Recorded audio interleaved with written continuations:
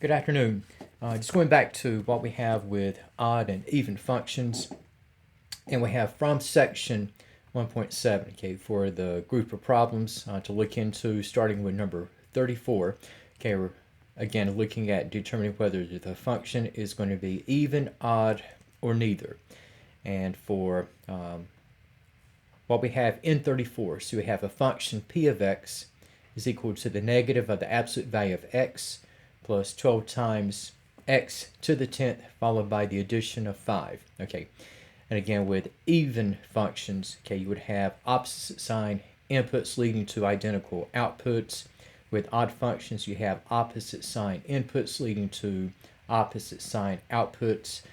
And now, so we have in the case of p of x, okay, so we got p of x. Again, we have equal to the negative, okay, of the absolute value of x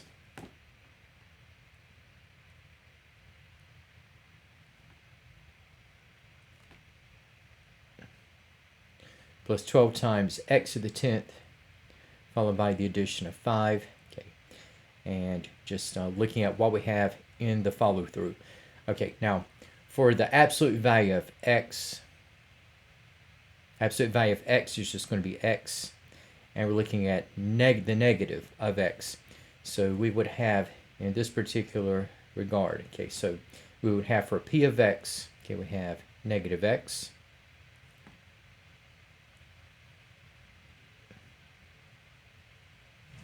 plus 12 times x to the 10th, okay, followed by the addition of 5. And looking at testing out what we have for p of negative x.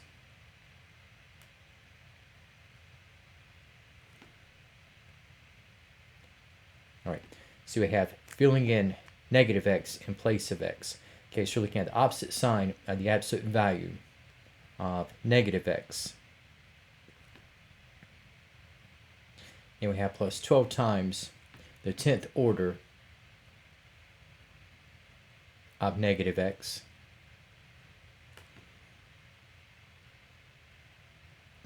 Followed by the addition of 5. Okay, and again, now the absolute value of negative x in itself, okay, the absolute value of negative x is going to be non-negative. So you're going to have x once again, and we're going to have the negative of x. Okay, so you have minus x. Now for negative x to the 10th, anytime you have a negative term taken to an even power, okay, the result is going to be a positive. Okay, so we have a positive x to the 10th multiplied by 12. Okay, so we have plus 12 x to the 10th. Again, we have followed by the addition of 5. Okay, so we have in setting things up, okay, see we have with x and negative x. Again, we have opposite sign inputs. And comparing what we have with the outputs. Okay, notice, okay, we got negative x for both p of x and p of negative x. And we have 12x to the 10th and 12x to the 10th. And again, we have plus 5 at the end for both p of x and p of negative x. And throughout, we have all the output terms to be the same. Okay, so if you have opposite sign inputs leading up, okay, to the very same outputs, okay, and so for what is going to happen here is that it's going to come out that for that particular function, this is going to be one that is even.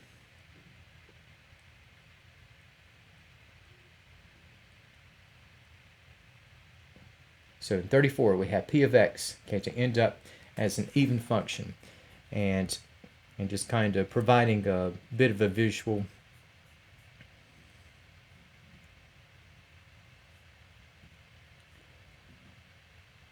Okay, and so we got for this, let's see if I can.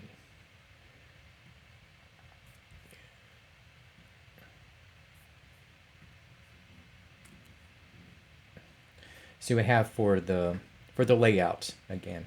Okay, so you have your function, you have the negative of the absolute value of x plus 12 times x to the 10th plus 5.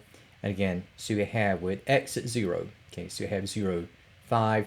And notice for the additive inverse values for the input, you have negative and positive 1, and the outputs, you have 16 and 16. And for what you would have with negative 2 and positive 2, okay, you have the output to be at 12,291. And here you have symmetry with respect to the y-axis. And so you have opposite sign inputs leading to the identical outputs. And so we have for 34, okay, p of x ends up being one that is even. Okay, now for what we have in the case of number 35, and determining whether k of x is going to be an odd function, even function, or neither. Okay, so we have, so we got for k of x, again we have 13x cubed plus 12x.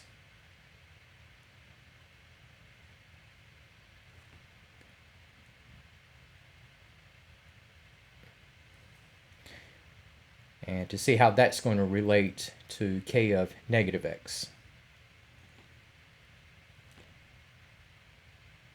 Okay, so we have 13 times the cube of negative x. And we're going to have plus 12 times negative x. All right, now for a negative term to an odd power, okay, we're going to have a negative.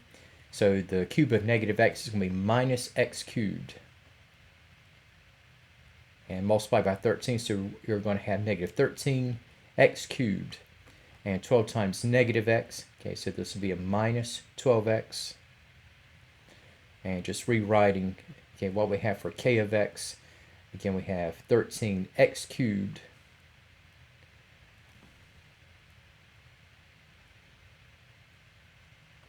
plus 12x, okay.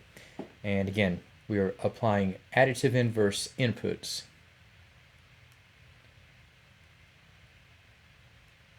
For the function, okay, so we have, for k, so we have k of x as well as k of negative x. And looking at the outputs, okay, notice we have, for k of x, we have positive 13x cubed, whereas k of negative x has negative. K of x has positive 12x, k of negative x has negative 12x. And guess what we have between the outputs? All the terms end up being additive inverses or opposite signs. And so for what we'll have here, if you have opposite sign inputs leading up to additive inverses or opposite sign outputs throughout, okay, that function is going to be one that is odd.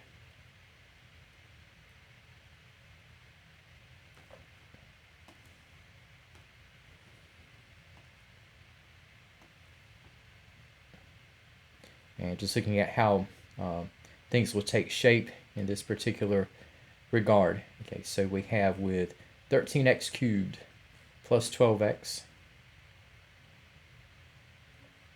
Okay, now for the graph, instead of having symmetry with respect to the y-axis, you're going to have symmetry with respect to the origin.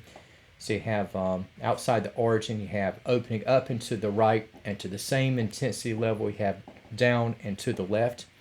And we have outside the origin, so you have additive inverse inputs with negative and positive 1, and the outputs we had to be additive inverses with negative and positive 25, and negative 2 creates negative 128, positive 2 creates positive 128.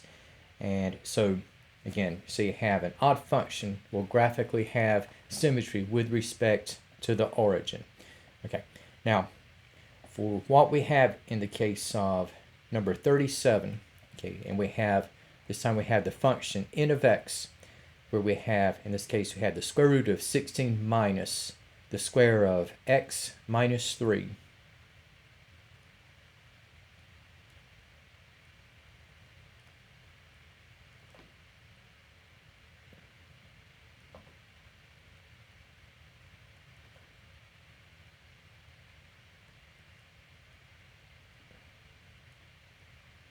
And what you can do here, we can go ahead and expand this on out.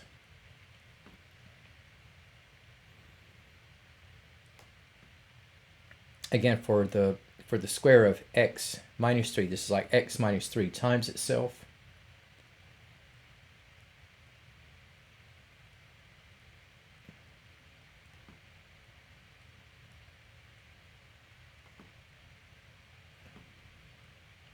And for what's going to occur in this particular case, right? So you have, so for the square of x minus 3, you have x squared minus 6x plus 9. And that entire trinomial is going to be taken away from 16. Okay, so we have 16 minus 9. Okay, so that will be 7. Let me see, we have minus x squared. And we're going to have plus 6x.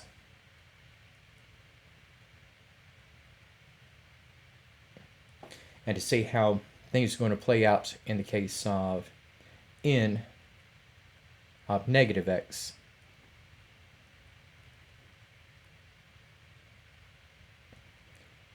And so here we're going to have 16 minus, okay, and you're going to have of the square of negative x minus 3.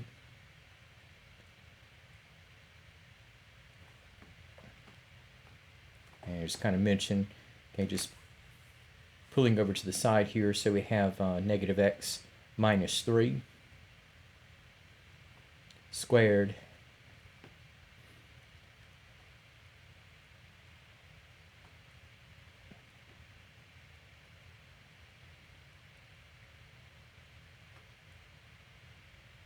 okay, so if I were to FOIL out, having negative times a negative comes out to a positive. And we have negative x times negative 3 is a positive 3x. We have another positive 3x.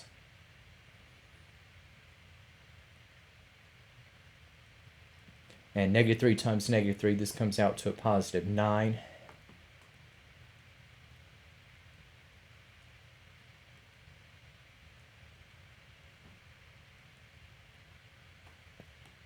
Okay, so for what I have in the case of n of negative x, so I'm going to have the square root of 16. We have minus, okay, we have the quantity, and again for the aforementioned, okay, x squared plus 6x plus 9.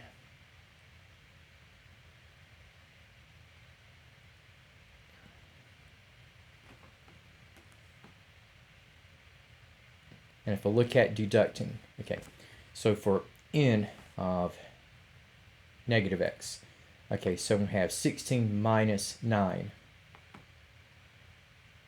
Okay, so we have 7. And I got 16 minus x squared. We got minus 9, so I got 7. We have minus x squared. And distributing subtraction over 6x, we have minus 6x. And just looking at what we have in the activity. Okay, so we have in the layout, so you have x and negative x. Okay, so these are opposite sign.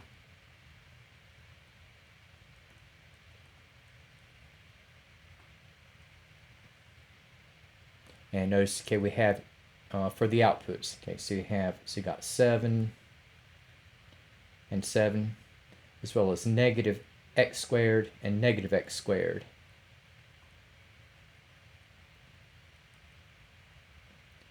Okay, so those are the same, but you have a bit of an off-balance situation created because we have plus 6 and negative 6x.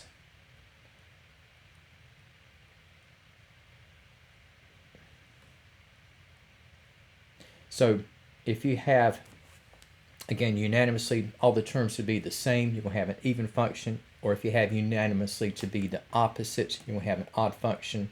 But since we have a bit of static created where we have same terms and opposite terms within the output, okay, what's going to happen here is that for n of x, okay, this is going to be neither odd nor even.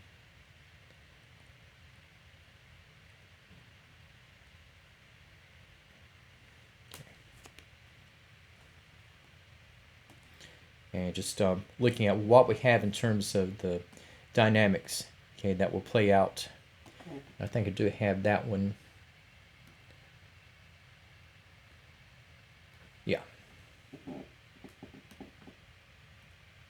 Okay, so we have for this particular rational function, okay, so you have for n of x equal to the square root of 16 minus the square of x minus 3. Okay, notice, okay, for opposite sign inputs with negative and positive 1, you don't have additive inverse outputs, nor do you have the same outputs. You got negative 2, undefined 2.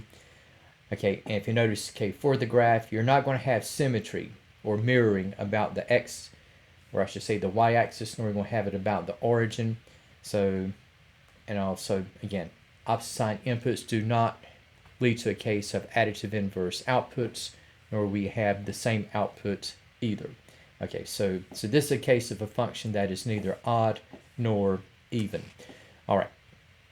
Now, for what we have in the case of the relatively basic linear function, whereupon we have h of x is equal to 5x.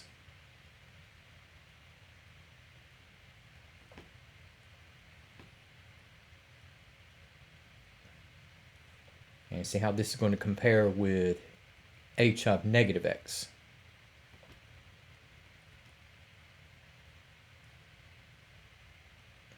So you have 5 times negative x. And 5 times negative x is negative 5x. Again, we have h of x equal to positive 5x.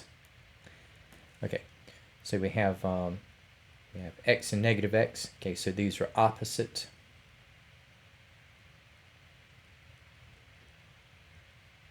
You have opposite sign inputs, and notice for the outputs you have 5x for h of x, negative 5x for h of negative x, and we have opposite signs in this case.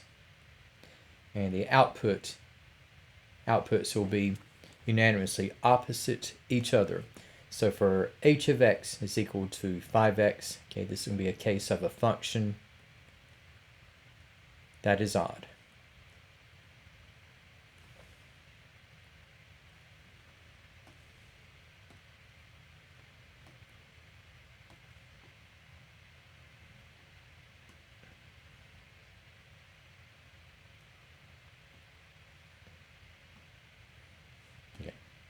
And so, once again, we're back in the terrain, okay, where if you have opposite sign inputs, okay, you're going to have the outputs either be opposite or identical. And we have with h of x equal to 5x, or y is equal to 5x, being an odd function, again, we have opposite sign inputs, say with negative and positive 1, and the outputs we have to be opposite signs, so you have negative 1, negative 5, 1, 5, and also with negative and positive 2, we come out to negative 2, negative 10, and positive 2, positive 10. And we have, once again, you have this function will have symmetry with respect to the origin. Okay, so we have, just as we're going up and to the right, away from the origin, in the opposite direction, to the same degree, we're going down and to the left. All right, so again, opposite sign inputs leading to opposite sign outputs. We have in the case of an odd function. All right, now for what we have in the case of the next set of items, okay, and this is what we have, it's kind of going back to what we have with piecewise defined functions. And we have, in the case of number 47, okay, we have, instead of being a continuous function, we have f of x to be segmented, so to speak. We have this is equal to negative 3x plus 7 for those values of x less than negative 1, and for values of x between and including negative 1 and running up to less than 4. Okay, we had the value of y comes out to x squared plus 3, and for those values of x 4 on up, okay, we just end up with a constant value of 5. Okay, so for what we have in the case of f of 3, okay, so we have just for the first portion here. Okay, so for f of 3, so the input value we have at 3, okay, and so in terms of which of these 3 items we're going to be utilizing, okay, so where 3 belongs. Now 3 is not less than negative 1, and 3 is definitely not going to be greater than or equal to 4, but we are going to have 3 to fall between negative 1 and 4, okay. So like we have -1 is less than or equal to 3, which is less than 4. So this will be the green light, okay, to utilize x squared plus 3. Okay, so we have for f of 3, okay, so x squared plus 3 becomes 3 squared plus 3.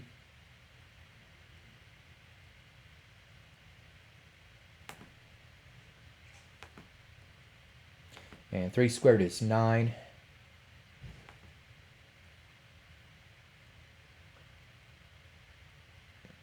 And we come out to 9 plus 3 is equal to 12.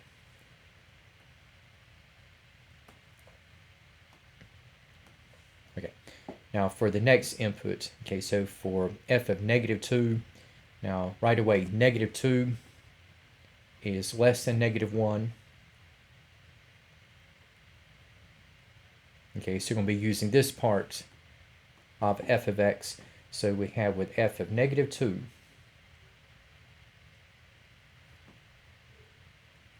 so for -3x plus 7, we're going to have -3 times -2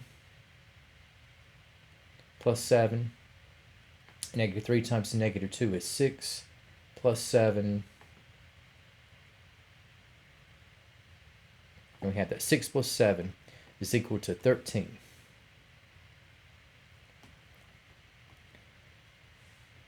Now for what we have for f of -1. Okay, notice we have -1 to appear in the first and second inequalities. Now, if I were to plug in -1 for x here, I'd be trying to say that -1 is less than itself, which it cannot be. And for the compound inequality, now we've got -1. It's still not less than itself, but we do have the equal sign, so we can say that -1 is equal to itself, and we do have in turn that -1 is less than 4. Okay.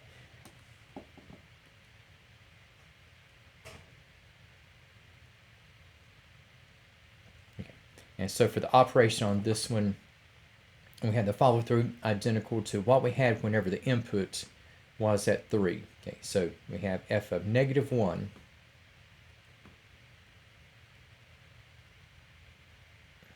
so we have the square of -1 followed by the addition of 3.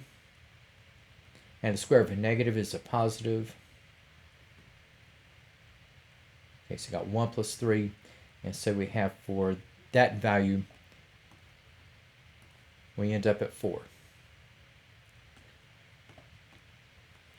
Now for what we have in the case of part D, okay, so we're looking at f of 4, okay, and just like -1, okay, 4 appears twice in the set, and now looking at the description with x at 4, now -1 is less than or equal to 4, however 4 cannot be less than itself, so the second inequality fails to qualify as application for 4, but for the last statement, 4 greater than or equal to 4. Okay, now 4 is not greater than itself, but with the equal sign, we do have that 4 is equal to itself. And so we have the last section of f of x to apply, and that last section we just have a constant value. Okay, so we have f of 4 comes out to 5. And for what we have in the case of part E, okay, so we have with f of 5, okay, and 5 is greater than 4. Again, while it is not equal to 4, like 4 is to itself, it is nonetheless true with the greater than portion. And so again, we had the last section of f of x to apply. And again, so we have the function value ends up as a constant with the number 5 once again. Okay. Right. And for what we have in the case of the next piecewise defined function, and we have for the case in number 48, okay, so again we have 3 sections, and okay, and this time we're looking at y defined in the form of g of x. Okay, and for what we have in the case of part A, we're trying to determine what g of -3 is. Okay, so -3, okay, that is already less than -2. So right off the bat, we're going to be applying the first section.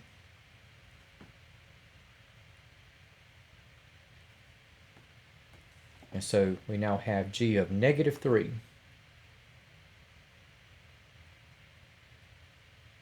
is going to be equal to negative 2 times the absolute value of negative 3 followed by the subtraction of 3. And again, the absolute value of a negative is going to be a positive. So we have negative 2 times the absolute value of negative 3. So this will be negative 2 times 3 minus 3. Negative 2 times 3 is negative 6. And negative 6 minus 3, okay, this will come out to negative 9.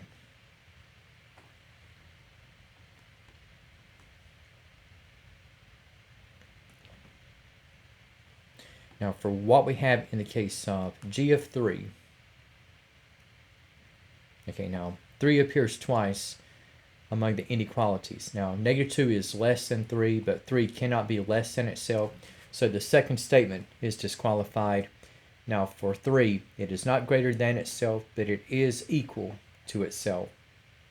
So we had the last of the inequalities to apply. So we had the last function section to be applied. And in this particular case, for anything that is 3 and above, then we had the output to come out to 4.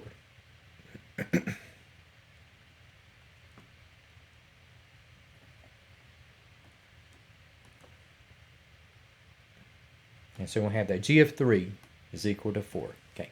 Now, for g of negative 2, okay. Now, negative 2 cannot be less than itself, but it can be equal, and it is equal. Okay, so just like negative 3, we're back to the first inequality. So with x at negative 2, it is equal to itself, and we do have the equal sign present in the first of the descriptions. And so we're going to apply the absolute value function portion of the piecewise defined function. Okay, so for g of negative 2, okay, so we're back to negative 2 times the absolute value of negative 2 minus 3. And the absolute value of a negative, again, is going to be a positive. So we have negative 2 times positive 2 minus 3. And negative 2 times 2 is negative 4. And we have minus 3.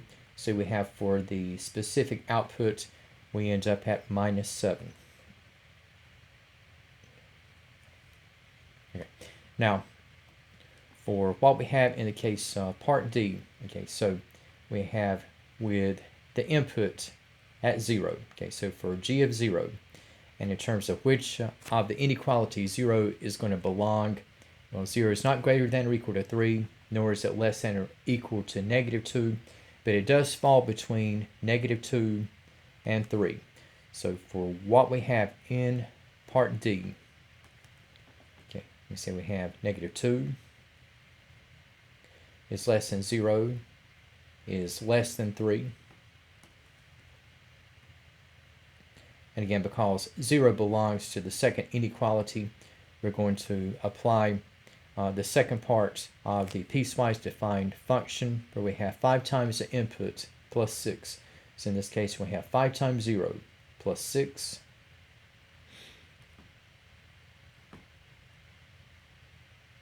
We have 5 times 0 is 0 plus 6.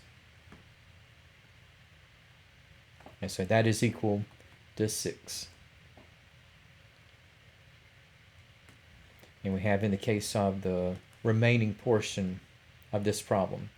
Okay, so we have with g of 4, okay, so 4 is going to be greater than 3.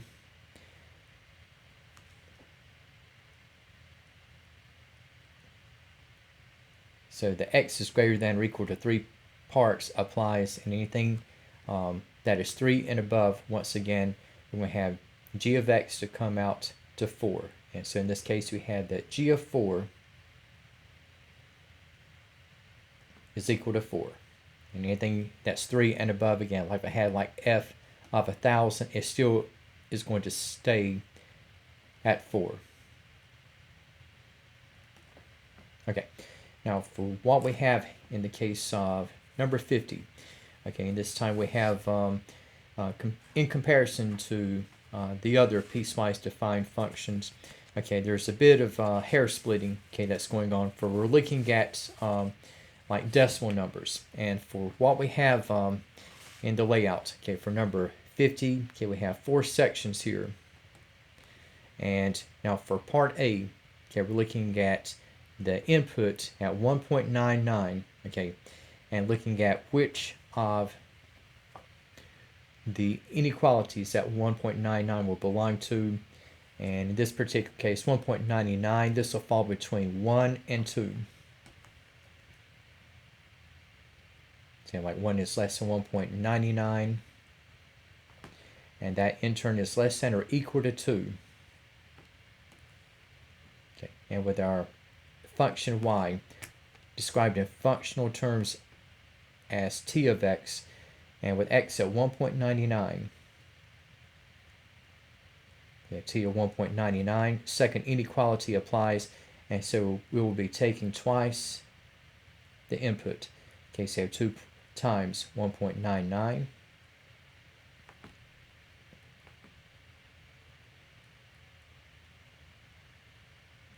and 2 times 1.99. Okay, so this will come out to 3.98. Now for what we have in the case part B, for t of 0.4, okay, 0.4 is a number less than 1, and so we'll have the first of the inequalities to apply. So 0 is less than 0.4, and that in turn does end up being less than or equal to 1, so you're going to use the x part here, and so we have with t of x at t of 0.4, and t of 0.4 is going to be 0.4 itself.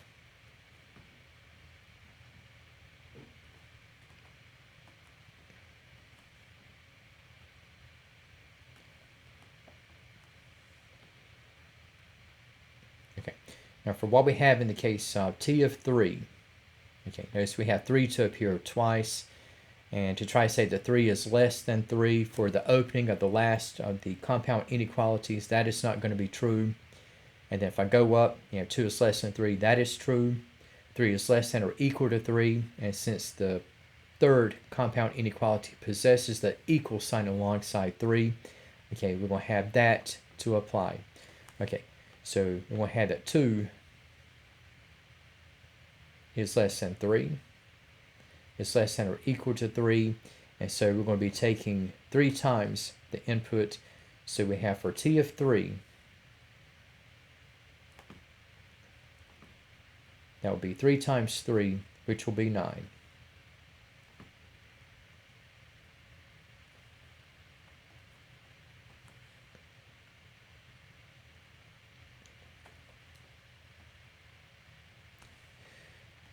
Now for what we have in the case of t of 1, okay, now we have 1 to appear twice just like 3, and where we have 1 to apply, okay, this will be the compound inequality that has the equal sign alongside that value of 1, and that's going to be the first.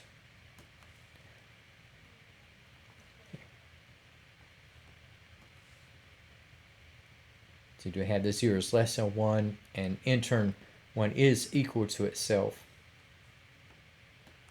And so we'll apply the input value. So for t of x, that'll be t of 1, and t of 1 will be t of x, which we have to be at 1.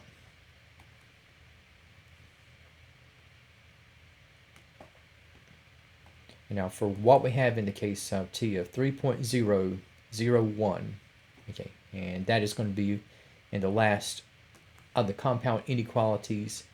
For 3 is less than 3.001. In turn, we have 3.001 is less than or equal to 4.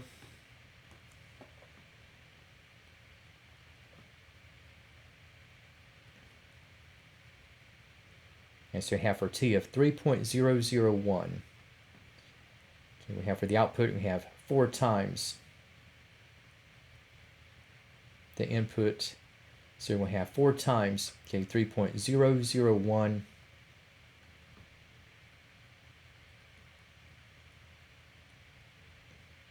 And so this is going to come out to 12.004. Okay. Okay, so that is our remaining item we have among, okay, the piecewise defined functions. Okay, now there are some items we'll be looking into. You'll be encountering terms like minimum and maximum values, and for what we have in chapter 1, okay, and some of it's going to cross over to chapter 2, and we have for this next set of items, okay,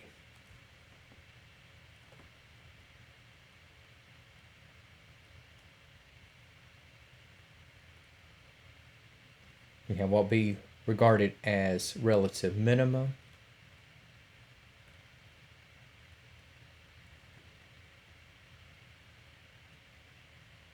and maxima.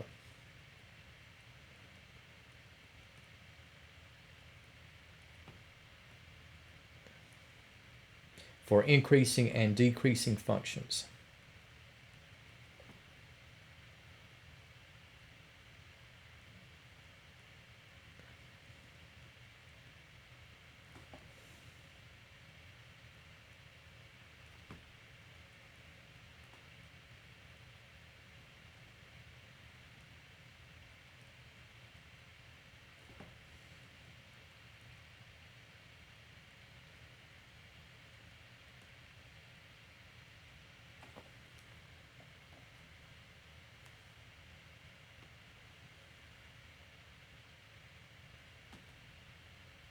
Okay, and let's say that if we have, let's kind of do a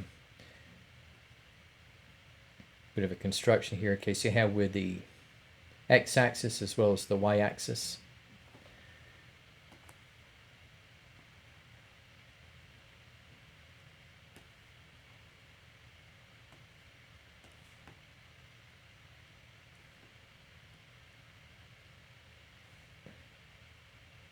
I just have a bit of a graph here, and we'll say that we have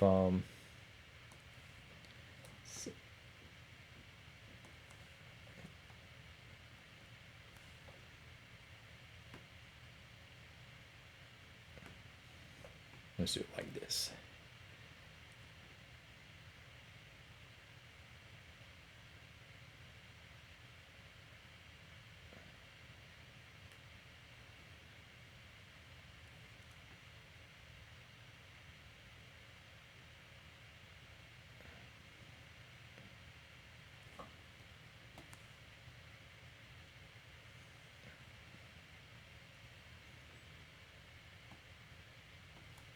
Okay, so you notice, okay, we have a bit of up and down motion, okay, and we'll just have like some of our points here, and we'll just say that we have, okay, I'm not drawing this to scale by any stretch of the means. So we have -1, 0.5,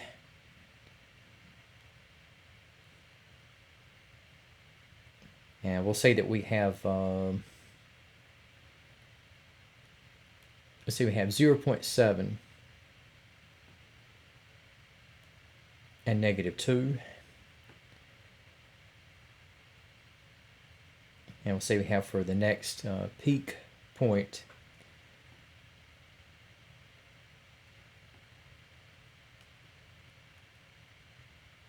we'll say we have at 5, 2.5. And then we'll say that we have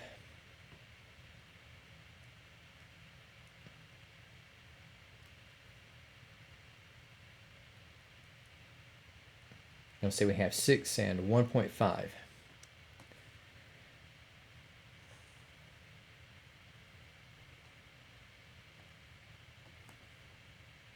Okay, and let's say that, okay, for relative minima and maxima.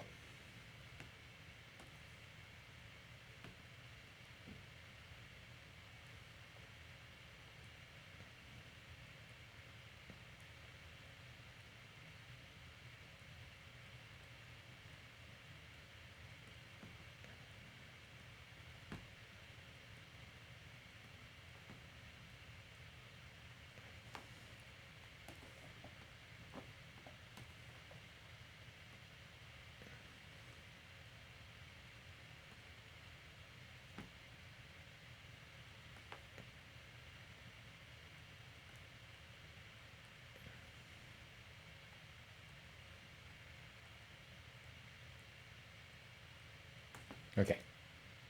Okay, so for this graph, okay, we'll just call this f of x. Okay, and what I mean by minimum, okay, think of like minimum.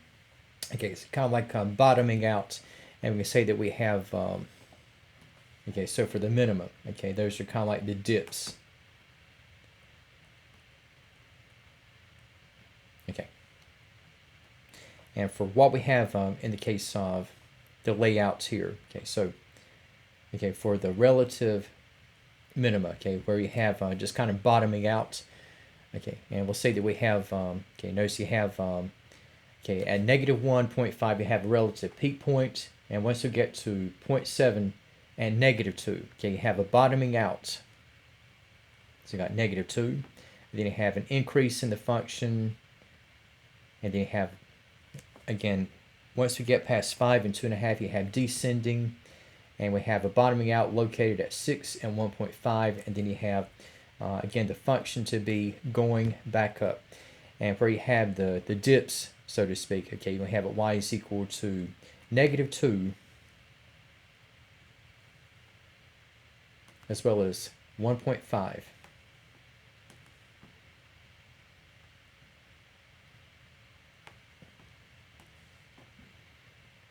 And just like something you might encounter in ALEKS, okay, and this is going to be like determining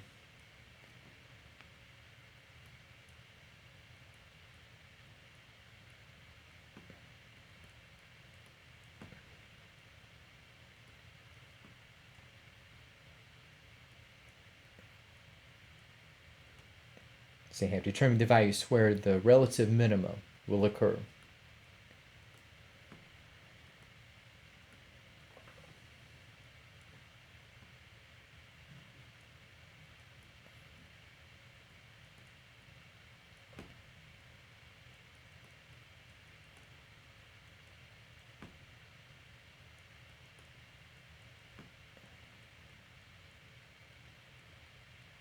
Okay, so in this particular case, now the y values are in reference to the relative minimum. Okay, now in terms of the values where the relative minimum will occur, it's just asking for the corresponding x values. And looking at what we have here, okay, so when y was at negative 2, we had x to be at 0.7. And with the other relative minimum, okay, we had when y was at 1.5, okay, the corresponding x value was at 6.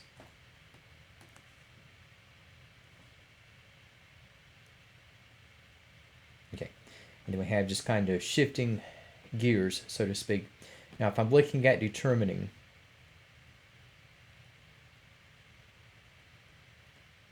the relative maxima of f of x,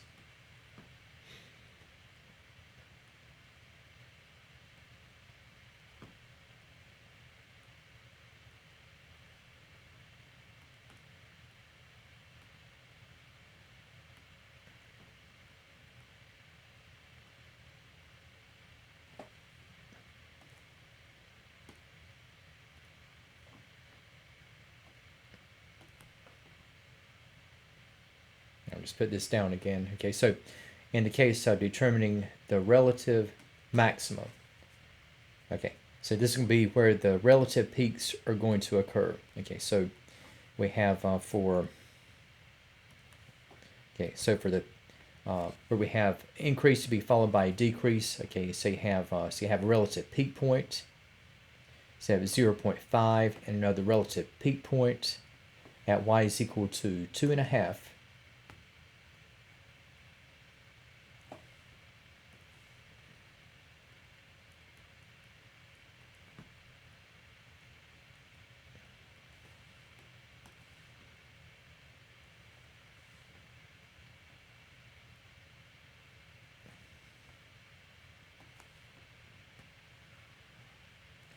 And again, just looking for the values where the relative maximum will occur.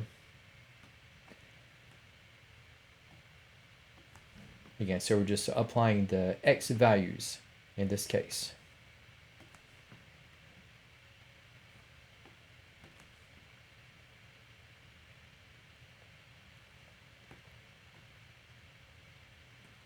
Okay, So where we have the x values, okay, so when y was at 0.5, had x at -1, and when y was at 2.5, we had x at 5.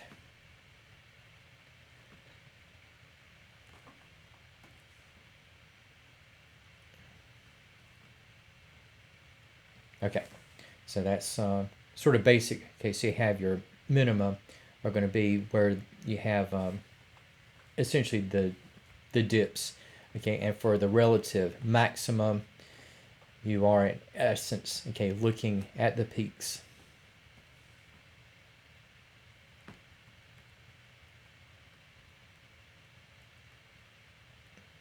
Okay, now in the case of what we have regarding increasing and decreasing functions.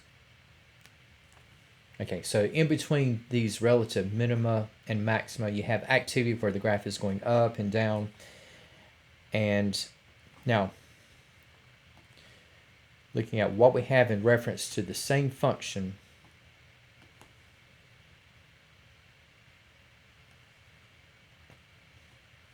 so I have to copy again.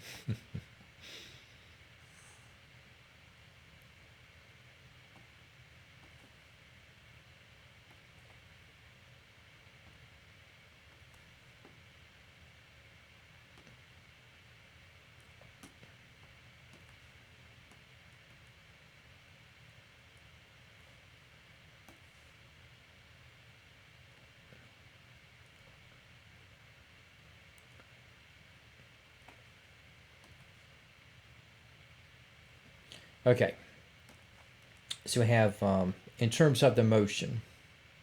Okay, say if you have determine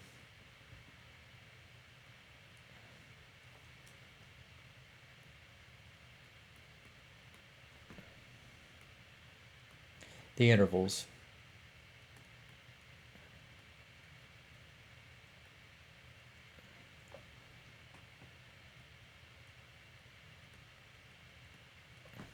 Where f of x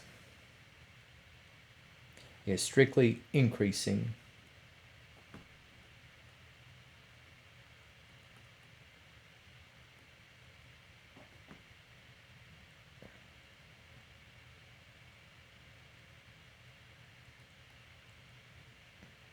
Okay, and just looking at what we have in kind of running throughout the whole gamut.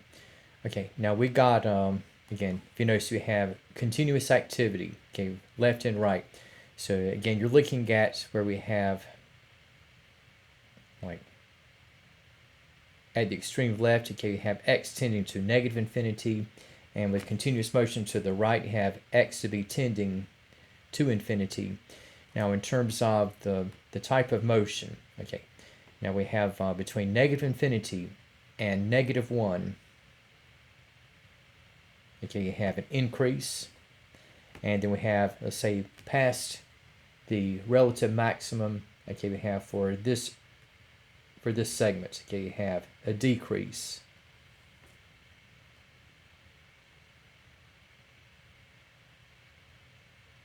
Then we have next in line, okay, we have after the relative minimum at y is equal to -2, so we have an increase. And then once we get to the next relative maximum, okay, we have a decrease. And then for the rest of the activity, we have an increase. Okay, now let me mention, okay, now in terms of intervals, you're not going to have any brackets in this one because you're looking at non-stop motion. Okay, and so if you notice, okay, we have with increasing, okay, so this is the first bit of activity, okay, so between negative infinity and x equal to -1, okay, so we got where we have increasing, so between x at negative infinity and x at -1, okay, and then between that and the next increase, you have a decrease. But I'm looking at where it is strictly increasing. Okay, so, okay, and then for the next increase, okay, so this is after we get past x at 0.7. And once we get past 0.7, we're looking at where x is approaching the value of 5.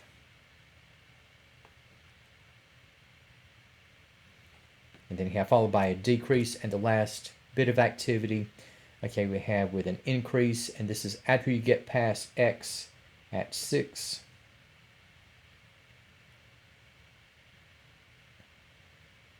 Okay, and so that will be the set of intervals, okay, where this function is strictly increasing.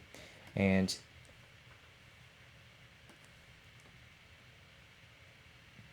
since I have the decreasing portion,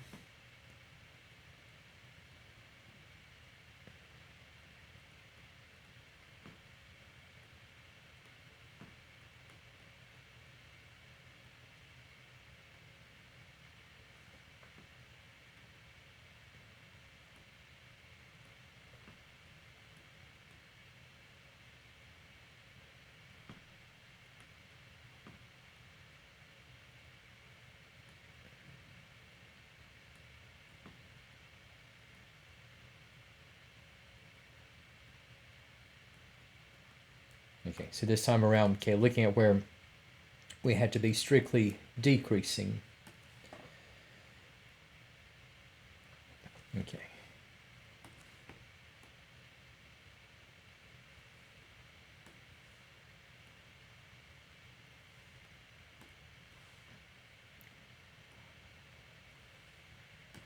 Okay, let's do a little bit of color coding here. Okay, so you have, for these two sections, okay, we have decreasing. Okay, so you have this segment between -1 and 0.7. Okay, and again, the interval notation is just going to be exclusively involving the use of parentheses. Okay, so you have going past x at -1 and approaching but not including 0.7. And for the other decrease, okay, this is after we get past x at 5 and nearing x at 6.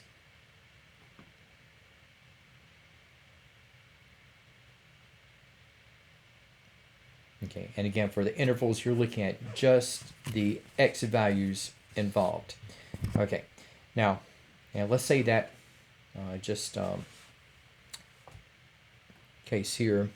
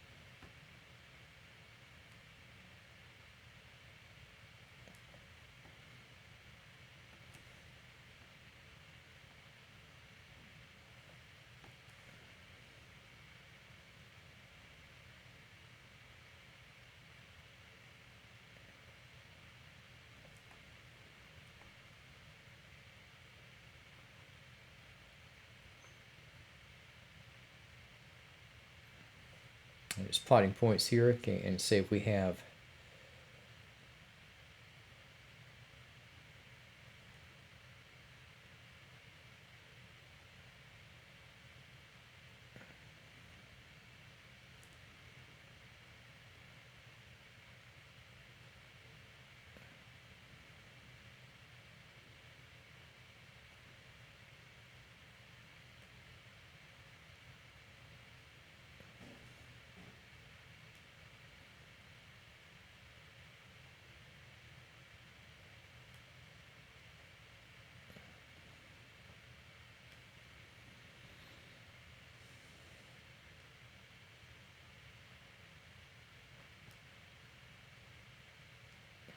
again, I'm not drawing this according to scale.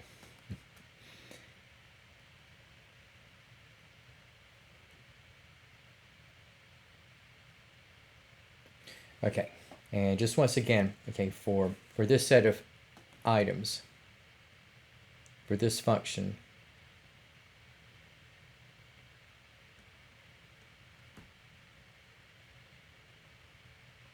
okay, let's see what we get for the, again, just for the parts here, the relative minima, where the values are going to be where the relative minima will occur. Same thing for the maxima. And also, let's see what we get for the intervals of increase as well as decrease. Okay. All right.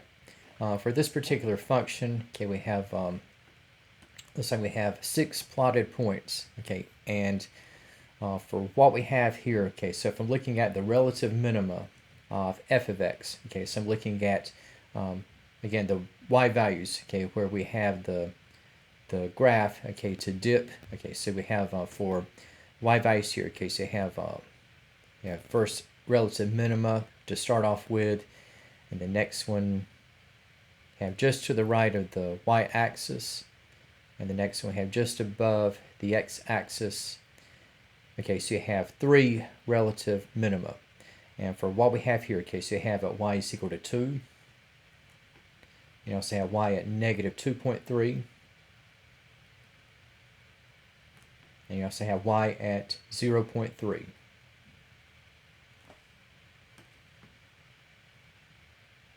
Okay, and in terms of the values where the relative minimum will occur, okay, so whenever we had y to be at 2, okay, we had x to be at negative 5. And whenever y was at negative 2.3, okay, the x value was at 1. And for the y value at 0.3, okay, we had the x value to be at 4. Okay, so x equals negative 5 as well as 1 and 4 will be the values where relative minima will occur. And then for the relative maximum, okay, now we have, again, just for the relative peak values, okay, so again, so you have just to the left of the y-axis, okay, and you have next point, okay, at y is at 2.7, and then we have one more location where I have an increase followed immediately by a decrease. Okay, so for those particular y values, okay, so you have 7, and also we have 2.7, again we have at 5.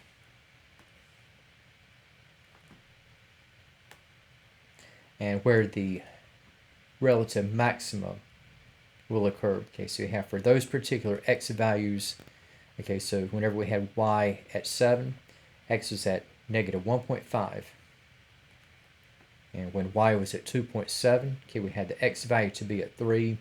And for y is equal to 5, okay, we came out to the x value at 7. Okay. All right. And one might wonder, okay, can there be some situations where you can have like a relative minimum to be like vertically above a relative maximum, and the answer would be yes, especially if you're looking at a rather drastic increase or decrease in the activity. Okay, so you can have some relative maximum points to be situated underneath, like let's say prior or later appearing relative minimum points.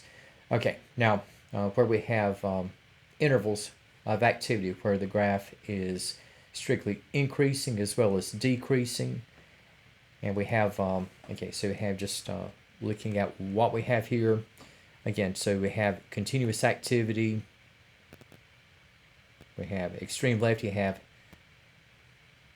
heading out to negative infinity, and to the extreme right we have heading out to positive infinity.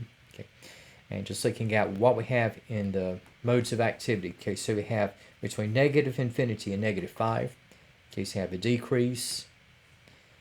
The next item, okay, between x at negative 5 and x at negative 1.5, so you have an increase. Then you have followed by a decrease. And again, you're going to have alternating increases and decreases.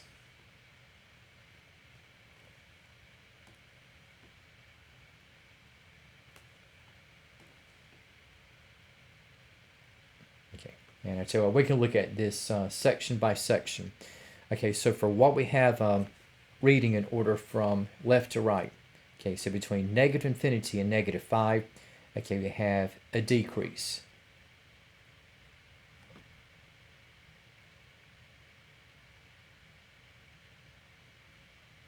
Okay, so between negative infinity and negative 5. Now between x at negative 5 and x at negative 1.5, okay, we have an increase.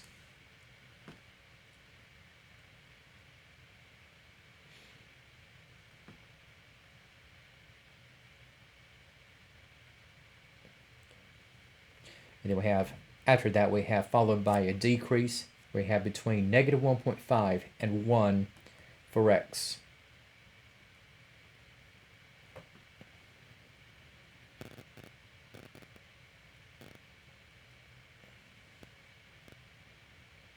And once we get past x equal to 1, okay, we have an increase, and that's going to be between 1 and 3.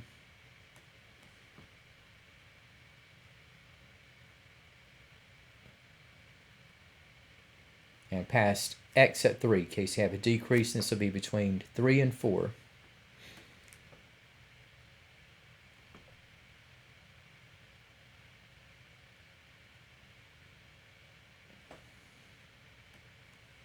And then once we get past x at 4, okay, so you have between 4 and 7, okay, we have yet another increase.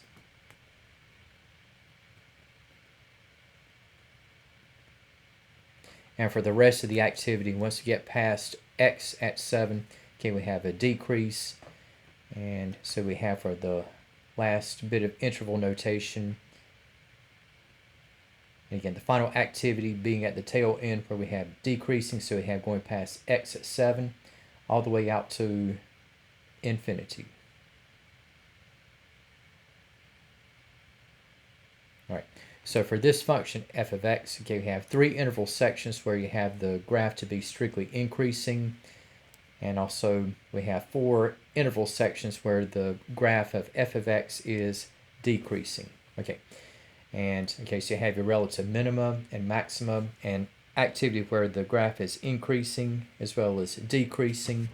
And there is another component that we have regarding functions, and this will be pertaining to how we can arrive at the degree values. And for this next portion, okay, this is going to be what are referred to as turning points.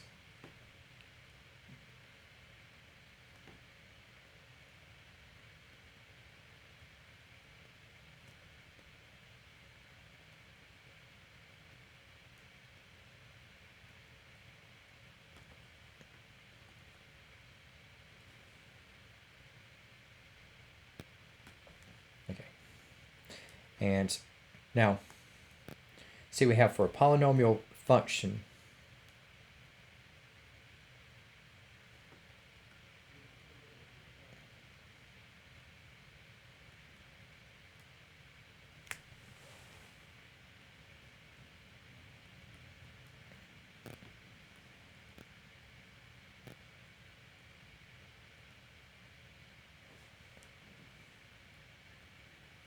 you see, have the polynomial function of degree n.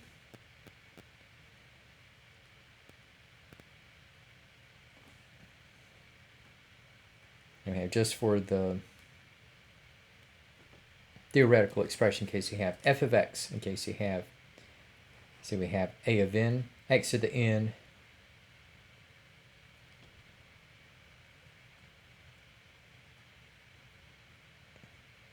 plus a of n minus 1 times x to the n minus 1.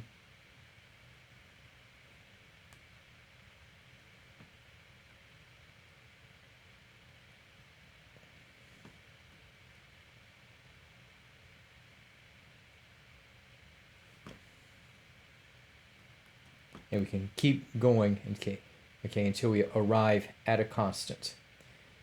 Okay, we just have represented by a naught.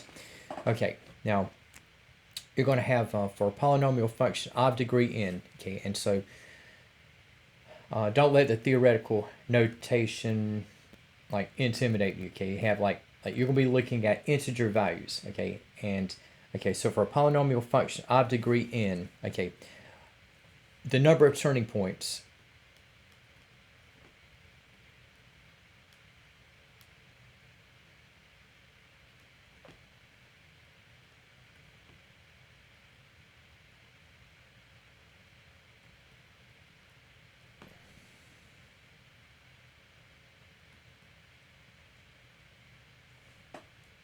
will be at most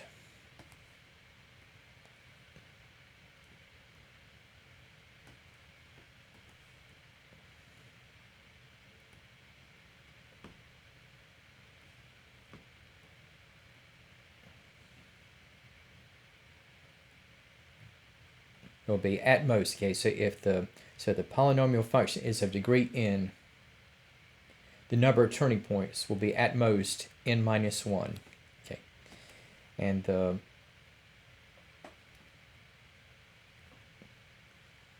okay, and the way that you can also phrase this is that the degree of f of x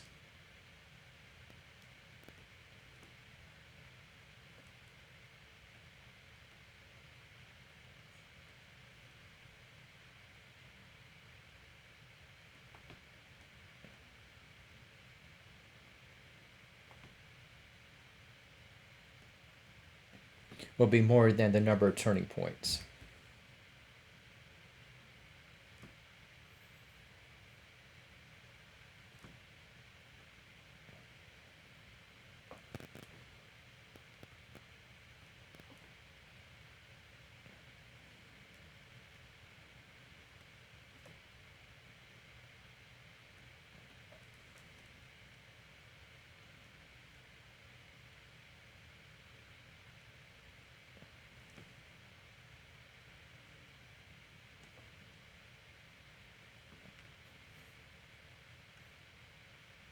Okay, and the number of turning points, okay, that would be the combined total of maximum and minimum.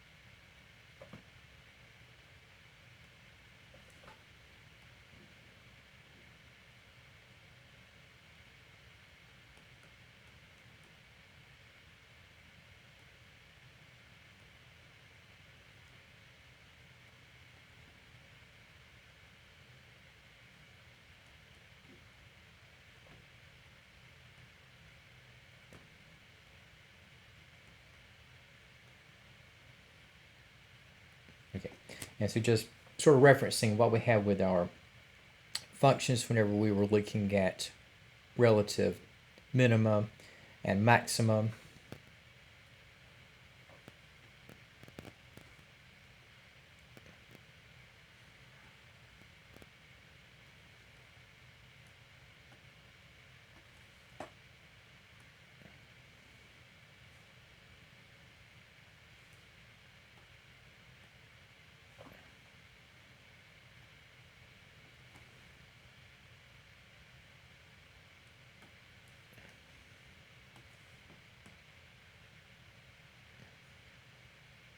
Or still away with the ordered pairs.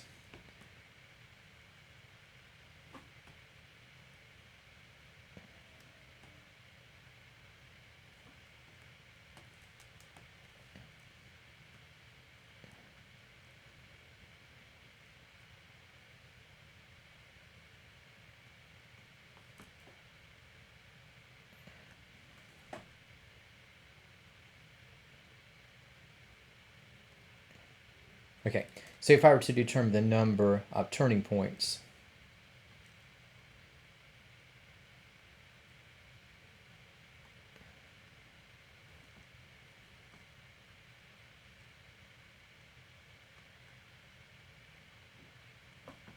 and the possible degree of f of x.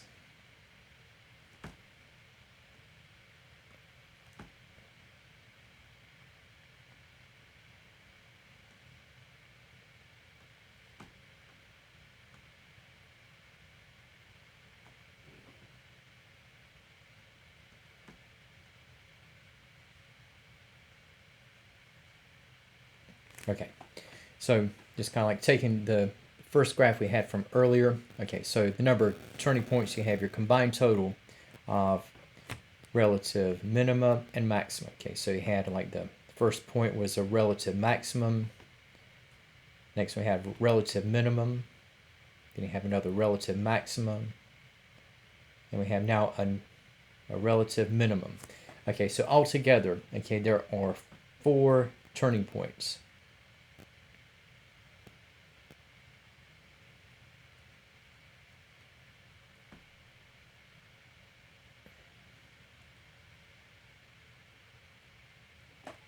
And for the possible degree of f of x,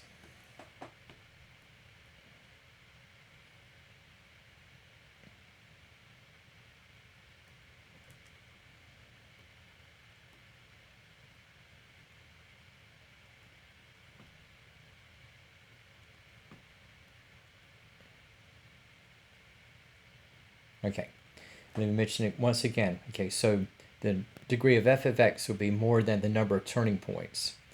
And, okay, now there will be an item that will be referred to as in behavior, like regarding whether the degree of the function is odd or even. Okay, and if you notice, okay, we had that the number of turning points will be at most n minus 1. Okay, so just conversely, this is saying that the degree will be at least 1 more than the number of turning points. Okay, so for the possible degree of f of x, okay, it could be 5. And if it were any other degree, okay, you have could be 7, or it could be 9, or some other higher odd power.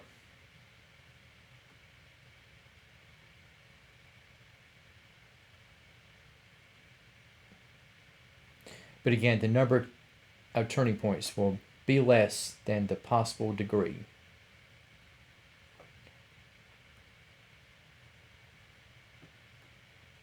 And for what we had with this function we just dealt with,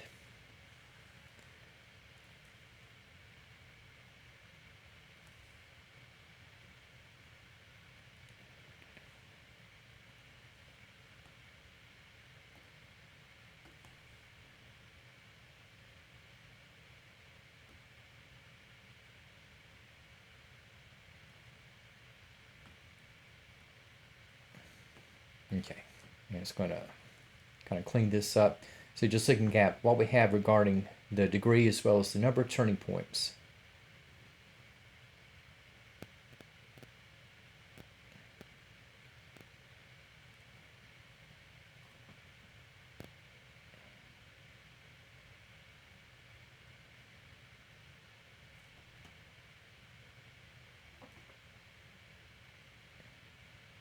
Okay, so for this function we dealt with earlier. Okay, so if I put down the number of turning points, okay, so I have relative minimum followed by a maximum, then we have another minimum, then we have another maximum.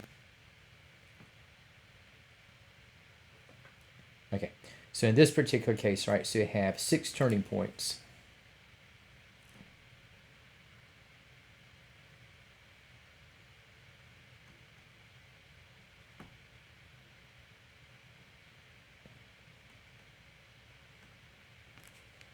And for what we have in the case of the possible degree of f of x,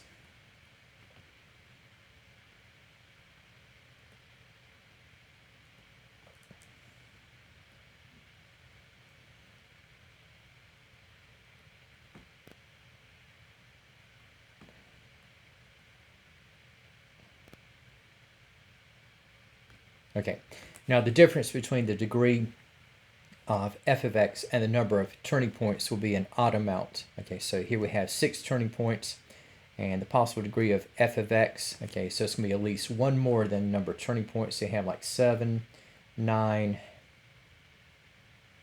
say 11, and again, higher odd degree if it's anything else.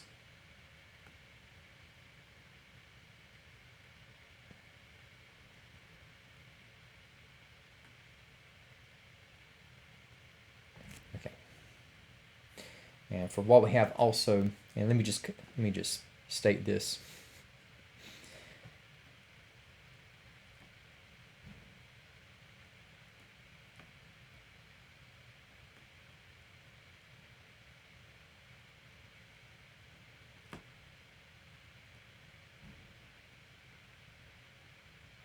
See the difference between the degree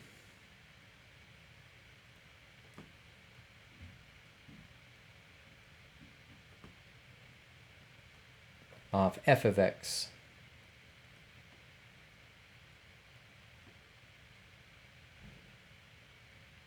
and the number of turning points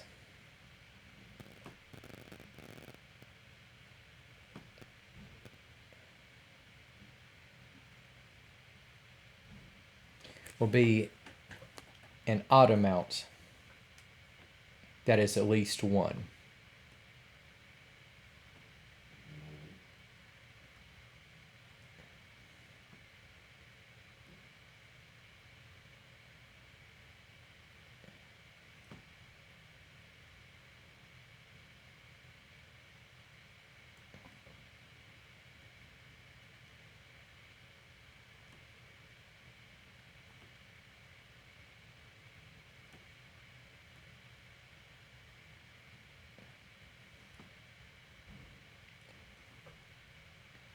And let's say just taking like this last case here.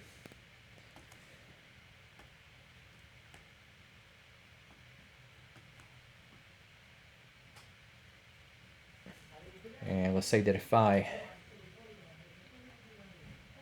take this last graph and just kind of do a little bit of modifying.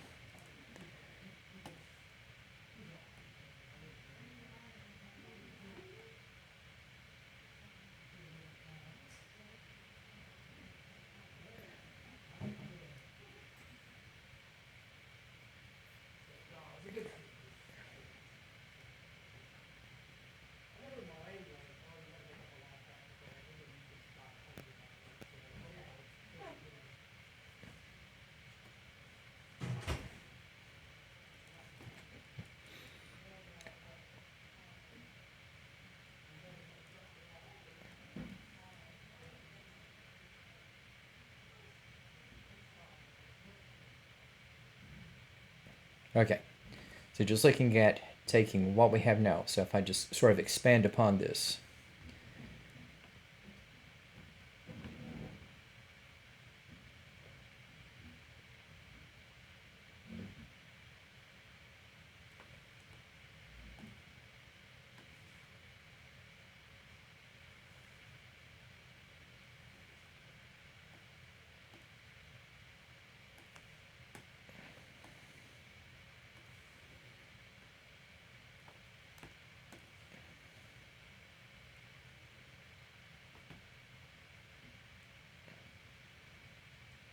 Okay, so if we look at determining the number of turning points, okay, so again, so your relative minimum and maximum, okay, we have alternating for this function.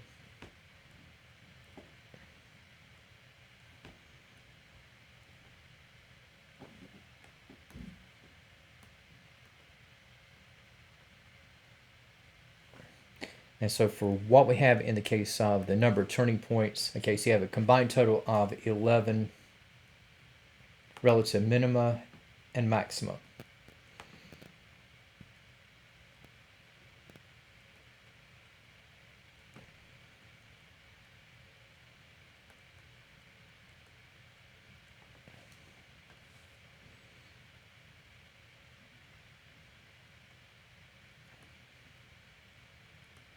And for the possible degree of f of x,